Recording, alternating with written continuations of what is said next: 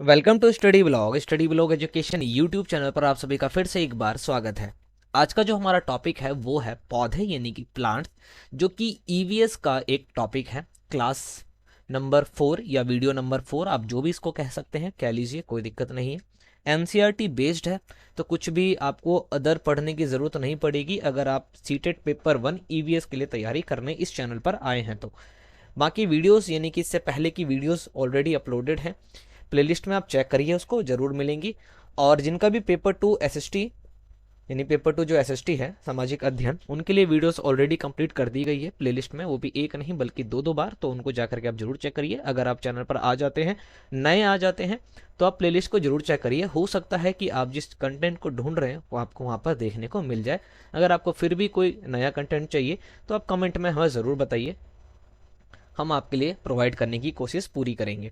तो video number 4 जिसका नाम है पौधे यानी कि प्लांट्स, तो चलिए इसको भी शुरू करते हैं। जानते हैं पौधों के बारे में कुछ बातों को, कुछ दिलचस्प बातों को, जो आपके एग्जाम पॉइंट ऑफ व्यू से भी काफ़ी ज़्यादा इंपॉर्टेंट हो जाता है और साथ ही साथ आपको नॉलेज भी देगा। तो बिना किसी देरी के चलेंगे, लेकिन उससे पहले लाइक शेयर जरूर करिए वीडियो को। अगर आपको वीडियो पसंद आती है, वीडियो पसंद नहीं आती है, तो कमेंट करके ज़रूर बताइए कि क्या इशू आपको लगा। ठीक है। बाकी बेसिकली बात क्या है ना, कि जो पिक्चर्स की फ़ोटोज़ हैं वो थोड़ा ब्लर है, बट इसका इतना भी ब्लर नहीं है कि आपको दिखेगा नहीं।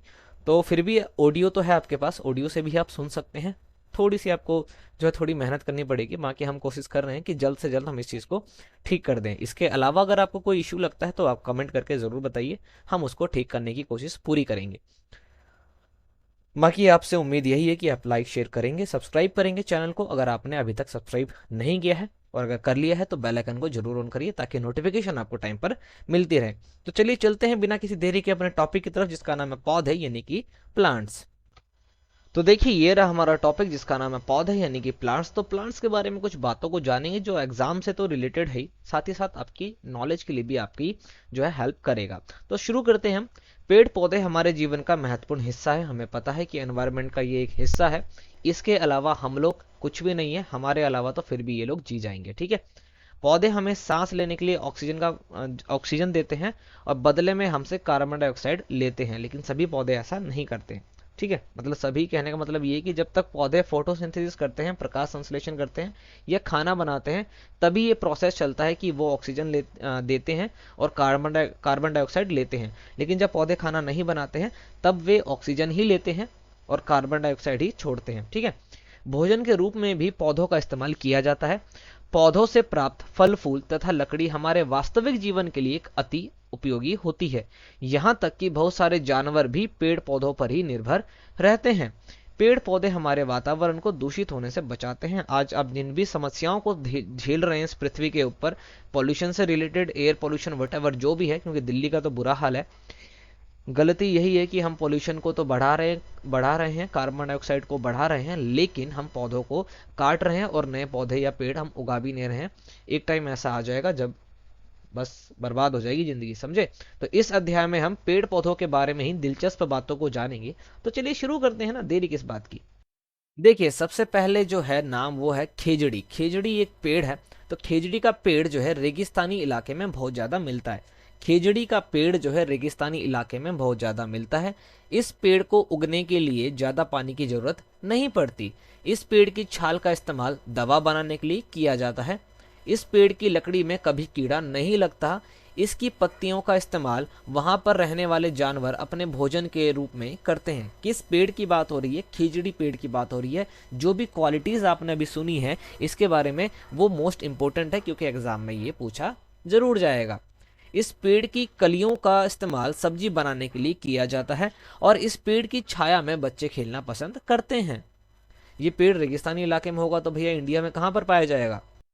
यह पेड़ ज्यादातर राजस्थान में जोधपुर के पास खेजडली गांव में पाया जाता है। खेजड़ी पेड़ के कारण यहाँ के गांव का नाम भी खेजडली पड़ गया। ये खेजडली गांव कहाँ पर है? तो राजस्थान में है। खेजड़ी पेड़ कहाँ पर होता है? राजस्थान में होता है।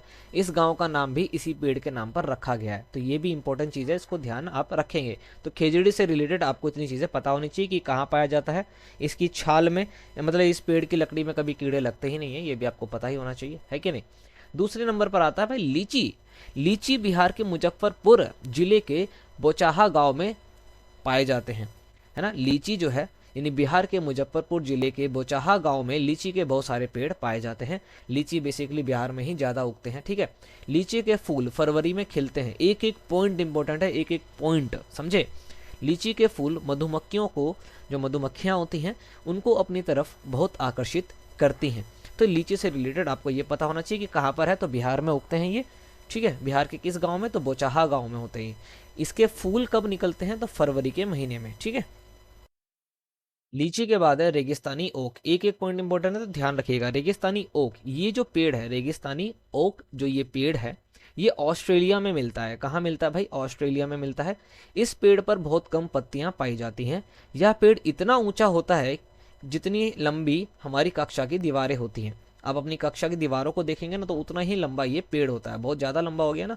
इस पेड़ की जड़ें जमीन में 30 मीटर गहरी होती है। देखिए आपको ना सवाल पता किस प्रकार दिया जाएगा, आपको कुछ क्वालिटीज़ लिख के दी जाएंगी कि भैया ये समथिंग क्वालिटी है, समथिंग क्वालिटी है, समथिंग क्वालिटी है। 3 क्वालिटीज़ लिख दी जाएंगी और बोला जाएगा कि निम्न में से बताइए ये किस पेड़ की क्वालिटी है। समझे, इस प्रकार से सवाल आते हैं इसके। तो एकदम हल्के में मत लीजिए कि अरे यार याद हो गए ये, तो ऐसे नहीं, समझे ध्यान से। तो इस पेड़ की जो जड़ें हैं जमीन में 30 मीटर गहरी होती हैं। अर्थात यदि हम 30 पेड़ों को जमीन पर लाइन से लिटा दें तो इसकी जड़ें इन 30 पेड़ों की लंबाई के बराबर गहरी हो जाएगी। इस पेड़ की जड़ें जमीन में इतनी गहराई तक जाती है जब तक, मतलब ये कह रहे हैं कि जब तक इसको पानी ना मिल जाए ना, तब तक ये जमीन में जाती रहती है, अंदर जाती रहती है। कौन जाती है भाई, जड़ें जाती हैं। किसकी जड़ें जाती हैं, रेगिस्तानी ओक की जड़ें जाती हैं। रेगिस्तानी ओक क्या है, तो एक पेड़ है। कहाँ पर मिलता है ये पेड़, ऑस्ट्रेलिया में पाया जाता है, ठीक है। और इतनी ही क्वालिटी नहीं है इसकी, क्वालिटी देखिए अब आएगा कि इस पेड़ का पानी, इस पेड़ के पानी जो है तने में इकट्ठा हो जाता है। इस पेड़ का पानी जो है इसके तनों में इकट्ठा हो जाता है, इसके स्टीम में इकट्ठा हो जाता है। इस इलाके के लोगों को इस बात की पूरी जानकारी होती है कि भैया ये जो पेड़ है ना, इसके तने में क्या है भाई, पानी है।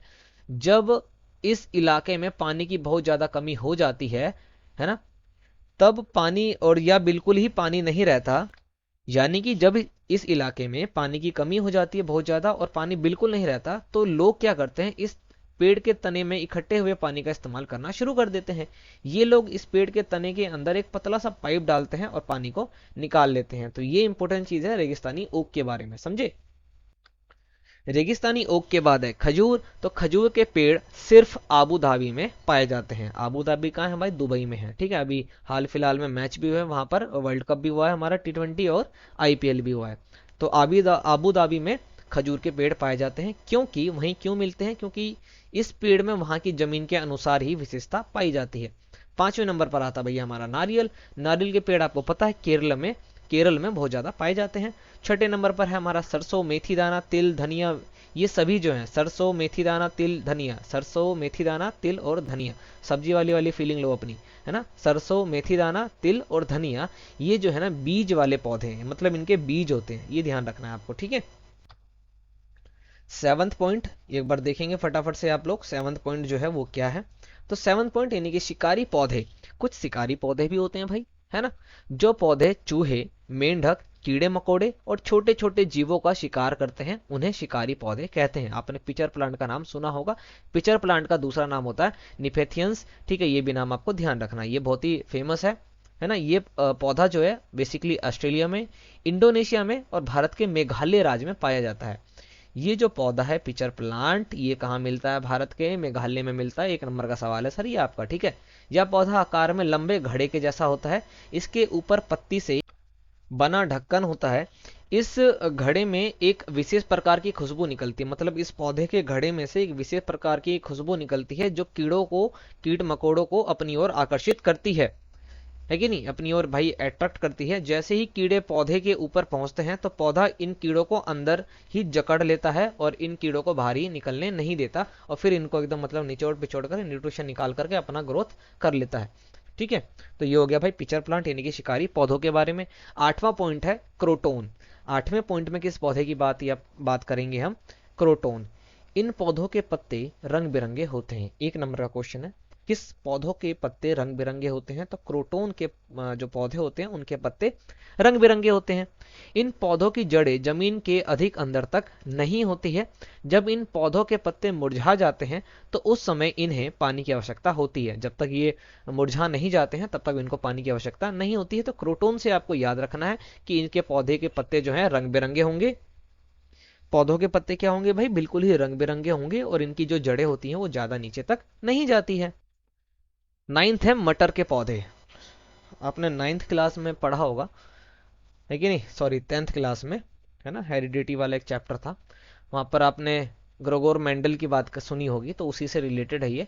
ऑस्ट्रेलिया में रहने वाले ग्रेगोर मेंडल ने ही मटर के पौधों पर खोज की थी, है ना। मटर के पौधों के गुण जोड़ियों में पाए जाते हैं, यानी कि पेड़ में मिलते हैं। जैसे बीज का चिकना या खुरदुरा पाया जाना, पीला या हरा पाया जाना, और पौधों के तनों का लंबा या छोटा पाया जाना। ये जो पेड़ है ना, ये केवल मटर के पौधों में ही मिलते हैं। तो इस पर खोज किसने की थी? ग्रेगोर मेंडल ने की थी। ये आपको ध्यान रखना है। अनुवांशिकता के ऊपर भी जो आज हम थ्योरी पढ़ते हैं, तो सबसे पहले थ्योरी इन्होंने ही दी थी, मेंडल ने दी थी, ठीक है। यदि चिकने बीज के पौधे हैं, यानी ऐसा पौधा है जिसके बीज जो है वो चिकने हैं, तो उन पौधों के बच्चे, यानी कि उनसे आने वाली जो अगली पीढ़ी है, उसके भी जो पौधे होंगे वो चिकने ही पैदा होंगे, ठीक है। और यदि खुरदुरे बीज हैं तो पौधे जो हैं वो भी खुरदुरे ही होते हैं। ये आपको ध्यान रखना है। इसी तरह यदि हरे रंग का बीज है तो अगली पीढ़ी का पौधा भी हरे रंग का होगा, मतलब उसका बीज भी जो है हरे रंग का होगा। मटर जो है हरे रंग का होगा। अगर पीले रंग का है तो पीले रंग का होगा। मेंडल ने यह भी बताते हैं, मतलब मेंडल जो है वो ये भी बताते हैं कि मटर की अगली पीढ़ी के पौधे ज्यादातर पीले वाले और चिकने पैदा होंगे। ये मेंडल से रिलेटेड आपको पता होना चाहिए कि भाई किस व्यक्ति ने मटर के ऊपर, मटर के पौधों के ऊपर रिसर्च किया था, तो मेंडल, ठीक है। कहाँ से बिलोंग करते थे? ऑस्ट्रेलिया से ये बिलोंग करते थे, ठीक है।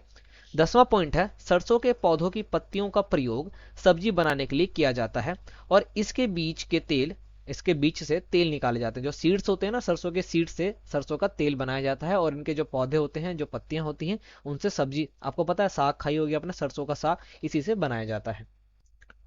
11वां है, पंखुड़ियों के अंदर, यानी जो फूलों की पंखुड़ी होती है उसके अंदर, यानी जो बीज होता है उसमें दिखाई देने वाला जो पाउडर होता है ना, पाउडर जैसी जो संरचना होती है, जो स्ट्रक्चर होता है, उसको पराग कहते हैं। ये 1 नंबर का क्वेश्चन है आपका, ठीक है। यानी कि जो फूल होता है, फूलों के बीच में जो आपको दिखाई देता है ना, एक वाइट वाइट सा लगभग दिखता होगा आपको, पाउडर जैसा, उसको पराग कहते हैं। तो वहां तक हो गया पौधों के बारे में। अब इसी में हम कंप्लीट कर लेंगे सब्जी को भी, ठीक है। तो देखिए, सब्जी के बारे में आपको क्या ध्यान रखना है। भारत के अंदर जो मिर्ची है ना, पुर्तगाल देश के व्यापारी दक्षिण अमेरिका से लेकर के आए थे। यानी भारत की जो मिर्ची है, भारत मिर्ची में पुर्तगाल देश के व्यापारी दक्षिण अमेरिका से लेकर के आए थे। भारत के अंदर जो आज आप मिर्ची लेते हैं, तो मिर्ची जो है भारत की या भारत देश में उपजाई नहीं गई थी या इसमें पाई नहीं गई थी, बल्कि पुर्तगाल के जो व्यापारी थे वो लोग अमेरिका से लेकर के आए थे। इसका मतलब मिर्ची कहां पर पाई गई थी? सबसे पहले दक्षिणी अमेरिका में, ठीक है। भिंडी और कॉफी हमारे देश में अफ्रीका से आई है। मतलब भिंडी और कॉफी वो भी हमारे देश की अपनी नहीं है, ठीक है। ये कहां से आई है? अफ्रीका से आई है। गोभी मटर हमारे देश में यूरोप से आए हैं, यानी गोभी और मटर भी हमारे देश के नहीं है भाई। 4th पॉइंट है, सोयाबीन सबसे पहले चीन से अमेरिका लेकर के जाया गया था, फिर वहां से हमारे देश में लाई गई। यानी कि सोयाबीन की भी जो उपज है सबसे पहले कहाँ हुई? चीन में हुई थी। फिर चीन से वो डायरेक्टली अमेरिका गई और अमेरिका के बाद वो भारत में आई, ठीक है। बैंगन, मूली, सेम, करेला, आम, संतरा, बेर, केला, पालक, परवल, टिंडा, मेथी, ये सभी हमारे देश की ही पैदाइश है। कौन कौन सी है भाई? बैंगन, मूली, सेम, करेला, आम, संतरा, बेर, केला, पालक, परवल, टिंडा, मेथी, ये सभी जो है हमारे देश की ही पैदाइश है। एकदम भारतीय है ये। नाम भी देख रहे हैं आप इसका, थोड़ा 2 बार बोल के देखिए, सब्जी वाली फीलिंग आएगी आपको। खैर, आपको याद रखना है तो आप इस प्रकार से सब्जियों के बारे में याद रख सकते हैं। सब्जी के बाद है फसल, इसको भी हम इसी वीडियो में कंप्लीट करेंगे। तो सबसे पहले झूम की खेती भाई, है ना। फसल के अंदर सबसे पहले झूम की खेती, शिफ्टेड कल्टीवेशन जिसको कहते हैं। तो झूम की खेती बेसिकली मिजोरम में होती है। कहाँ होती है भाई? मिजोरम में होती है। ये आपको ध्यान रखना है। इस खेती में एक फसल को काटने के बाद जमीन को कुछ वर्षों तक खाली रखा जाता है, क्योंकि भाई जहां पर खेती की जाती है तो उस जमीन की जो मिनरल्स वगैरह होते हैं ना, वो खत्म हो जाते हैं। तो इसको छोड़ दिया जाता है। इस खाली जमीन में जो बांस या जंगल उगता है, बाद में क्या होगा भाई, इसके अंदर या तो बांस के पेड़ लग जाएंगे या जंगल उगने लगेगा, तो उसको उखाड़ा नहीं जाता बल्कि गिराकर, मतलब उसको उखाड़ के फेंकते नहीं है, उसको गिरा करके जला दिया जाता है। और इसकी जो राख होती है ना, इसका प्रयोग जमीन में खाद के रूप में किया जाता है। तो दोबारा से उर्वरता जो है उस खेत में या उस फील्ड में आ जाती है, उस जमीन में आ जाती है, और फिर वहां पर दोबारा कल्टीवेशन की जाती है। जमीन को इस तरह जलाया जाता है कि आसपास के पेड़ या जंगल ना जले, ठीक है। इसके बाद जब इस जमीन में खेती की जाती है तो जमीन को जोतते नहीं है बल्कि मिट्टी को हल्का सा हिलाते हैं और उसमें बीजों का बिखराव कर देते हैं, क्योंकि भाई शिफ्टेड कल्टीवेशन की बात हो रही है और ये बेसिकली मिजोरम में होता है। तो एक बार जिस चीज की खेती की तो क्या करा गया भाई कि उसको खेती तो कर ली, फिर जमीन को छोड़ दिया। जमीन छोड़ दिया तो उसके अंदर जंगल वंगल उग जाएंगे। जंगल वंगल वाले पौधे जो उग गए तो उसको उखाड़ के फेंकते नहीं बल्कि उसको गिरा करके जला देते हैं। राख बनेगी, राख को उसी में मिट्टी में मिला देते हैं। अब मिट्टी मिलाने मिलाने के बाद आपको पता है कि जब खेती की जाती है ना तो जमीन को जोतना पड़ता है ना। तो ये लोग जोतते नहीं, ये क्या करते हैं, उसी मिट्टी को हल्का सा हटा करके उसमें बीज को बो देते हैं, है ना। इससे क्या होता है कि भाई जो मिनरल्स वगैरह वो पौधों के ऊपर ही रहते हैं और वो इजीली उनको मिल जाते हैं। एक ही खेत में कई प्रकार के बीज बोए जाते हैं, जैसे मकई, सब्जियां, मिर्च, चावल, यानी अलग अलग तरह की चीजों को एक ही खेत में बोया जाता है। फसल के समय जो अनचाही घास, फसल के समय यानी जब फसल को उगाया जाता है तो उस वक्त अनचाही घास, मतलब जो ऐसे घास जो हमें नहीं चाहिए, और पौधे भी कुछ उग जाते हैं, उन्हें उखाड़ा नहीं जाता है। बिल्कुल भैया, उखाड़ेंगे नहीं हम आपको, क्योंकि उखाड़ेंगे तो आप जमीन को क्या कर देंगे, नुकसान कर देंगे। हम आपको उखाड़ेंगे नहीं बल्कि क्या करेंगे, जमीन में ही गिरा दिया जाएंगे आपको, बिल्कुल एकदम आपको जमीन में गिरा दिया जाएगा और उसके बाद आपको मिट्टी में मिला दिया जाएगा। और उससे आपको हम क्या कर लेंगे, अपनी जमीन को उपजाऊ बना लेंगे। एकदम गजब है मिजोरम वाले।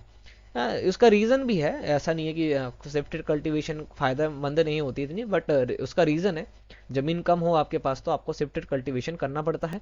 तो फसल के समय जो अनचाही घास ये उगती ही है, ठीक है। तो जो अनचाही घास या पौधे उग जाएंगे ना तो उसको खाड़ते नहीं ये लोग, बल्कि उसको उपजाऊ बनाने के लिए, जमीन को उपजाऊ बनाने के लिए उसको गिरा करके दोबारा मिट्टी में मिला देते हैं और जमीन उपजाऊ बन जाती है। और वहां पर वहां की जो मुख्य फसल है, यानी कि मिजोरम की मुख्य फसल जो है, मेन जो वहां का फसल है वो चावल है। क्या है भाई, चावल यानी कि राइस है। ये आपको ध्यान रखना है। ओके, ये मिजोरम से आपको फसल वाली चीजों को ध्यान रखना है। अब मिजोरम में जो ये झूम की खेती होती है ना, इस खेती को करने के लिए लॉटरी निकाली जाती है ना। मिजोरम के अंदर झूम की खेती को करने के लिए लॉटरी को निकाला जाता है और लॉटरी निकाल करके ये चेक करते हैं कि कौन सा परिवार कितनी जमीन पर खेती करेगा। सब लोगों को बारी बारी से खेती करने का मौका दिया जाता है। यहाँ पर जमीन टीन में बोई जाती है। एक वर्ड का ध्यान रखना, यहाँ पर नाम आया टीन। यहाँ पर जो जमीन है, यानी कि मिजोरम में जो जमीन बोई जाती है ना, वो टीन में बोई जाती है। यानी कि एक टीन बीज, जितनी जमीन में आपने बोया उसको कहा जाता है एक टीन जमीन। एक टीन बीज, यानी कि टीन आपको पता है कनस्तर होता है इतना बड़ा, इसके अंदर बीज रखी हुई है। इस बीज को आपने मान लीजिए इतनी बड़ी जमीन में बो दिया, तो इस जमीन को क्या बोला जाएगा, एक टीन जमीन। एक टीन जमीन कहा जाएगा। कहां पर कहा जाएगा भाई, मिजोरम में कहा जाएगा, ठीक है। सेकंड पॉइंट है खरपतवार, जिसको वीड्स कहते हैं। तो फसल के साथ उगने वाले अनचाहे पौधों को खरपतवार कहते हैं। ये जो खेत में बोए नहीं जाते, इनको बोया नहीं जाता बल्कि ये खुद ही उग जाते हैं। ये हमारी फसल के लिए नुकसानदेह होते हैं, क्योंकि ज्यादातर मिनरल्स वगैरह को यही रख लेते हैं, खाद वगैरह पानी को ये खुद ही सोख लेते हैं। इसलिए इसको क्या करते हैं, इस फसल को बाहर निकालना बहुत जरूरी हो जाता है। तो इसको भाई इसीलिए तोड़ दिया जाता है, ठीक है। थर्ड पॉइंट है, यदि हम खेत में बार बार एक ही फसल उगाते हैं तो उसमें अधिक से अधिक कीटनाशकों और उर्वरकों का उपयोग करते हैं। यानी किसी खेत के अंदर हम बार बार एक ही फसल उगा रहे हैं और साथ ही साथ अब क्या कर रहे हैं हम भाई, कीटनाशक दवाई वगैरह डाल रहे हैं, उसके अंदर दबा के फर्टिलाइजर का यूज कर रहे हैं। तो ऐसी खेत जो है, ऐसी खेत की जो मृदा यानी कि मिट्टी जो है वो बंजर हो जाती है। खेत को बंजर बनाने की एक क्रिया होती है, वो ये होता है कि खेत पर बार बार आप क्या करें, एक ही तरह की फसल उगाइए और साथ साथ में आप दबा करके उसमें कीटनाशक दवाइयां डालें, पाउडर डालें, फर्टिलाइजर का यूज करें। खेत जो है बहुत ही जल्दी बंजर हो जाएगी और एक बार खेत बंजर हो गया तो दोबारा उसके अंदर फसल को उगाना बहुत ही मुश्किल हो जाता है। इस वीडियो का जो लास्ट पॉइंट है वो ये है कि दानों को भूसे से अलग करने की विधि को निष्पावन कहते हैं। देखिए ये ना क्वेश्चन बहुत इंपॉर्टेंट है, सीटेट में कई बार पूछा गया है। दानों को भूसों से अलग करने की विधि, जो तरीका होता है उसको क्या बोलते हैं, तो उसको निष्पावन कहते हैं। क्या कहते हैं भाई, उसको निष्पावन कहते हैं। उसको अंग्रेजी में शायद वीइंग कहते हैं आई थिंक।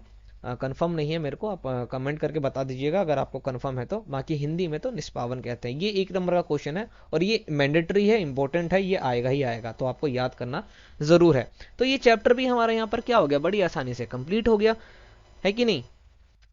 तो चैप्टर नंबर 4 था हमारा ये, जिसका नाम था पौधे यानी कि प्लांट्स, तो ये कंप्लीट हो गया। और हम बड़ी स्पीड से, मतलब स्पीड क्या कहेंगे इसके अंदर, बहुत जल्दी से, और एग्ज़ाम से पहले हम तैयारी कर रहे हैं। आपको रिवीजन करने का भी बहुत अच्छा खासा टाइम मिल जाएगा, तो टेंशन बिल्कुल मत लीजिए, आप एंड टाइम पर पहुंच चुके हैं अभी तक। और अभी भी आप अगर पढ़ना शुरू करते हैं ना सीरियस होकर के, तो इजीली आप एग्ज़ाम को क्लियर कर लेंगे। एग्ज़ाम है तो थोड़ा सा सीरियस जरूर होइए, और सीरियस अगर हो गए हैं तो भाई सब्सक्राइब भी जरूर करिए, लाइक शेयर करिएगा। हम आपसे तो मिल ही रहे हैं नेक्स्ट वीडियोस के अंदर। तब तक के लिए जय हिंद।